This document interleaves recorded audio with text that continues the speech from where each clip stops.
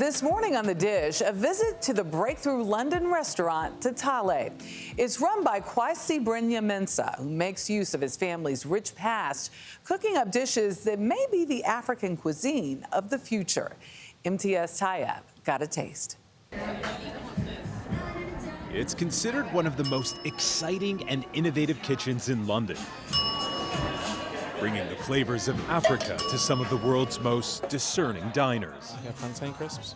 Akwasi Brenya-Mensa is the brains behind Tatale, which is named after a Ghanaian plantain pancake. I wanted it to be aligned with plantain.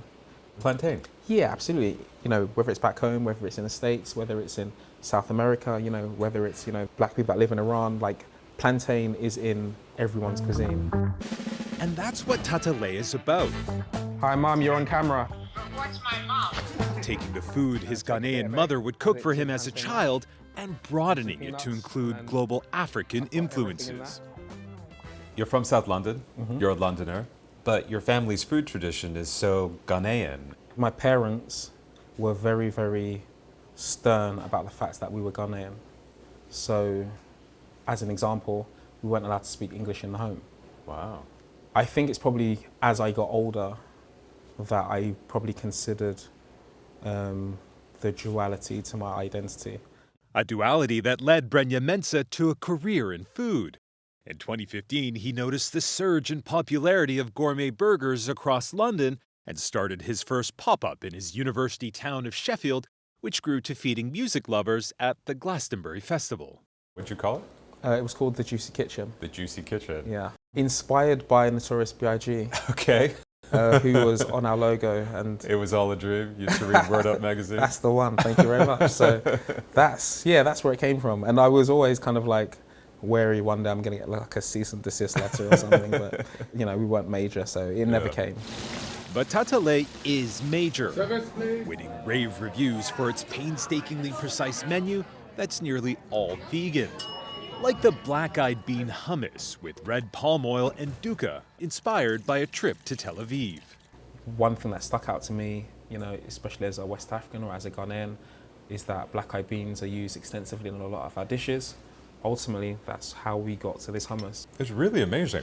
Thank And you it's very also much. really smooth as well. I would think with black-eyed beans, it'd maybe have a bit of grit to it. One of the tricks that I was shown was, you know, using the residue water from the beans Ah. to kind of like smooth it out. Another dish where black-eyed beans are the star is Tatale's signature menu item. So red is again a very traditional Ghanaian dish. It is a And it's called Red Red. that's it, yeah. It's a black-eyed bean stew made with tomatoes, onions, ginger, garlic, but most notably red palm oil. Brenya-Mensa has taken out the traditional fish accompaniment and uses fermented locust bean instead. That dish to me is tied to my mum's kitchen and tied to growing up. And you know, my mum's kitchen was like the CEO's office. It's more than taste. To me, that dish is time travel, because at any point at which I have it, you know, I'm transported to being in the kitchen with my mum. So, And if you do want to transcend time, she sat in her own mum's kitchen eating the very same dish. yeah, absolutely. And on and on and on. Exactly, yeah. Brenya-Mensa is a self-described African futurist. Alongside his own radio show,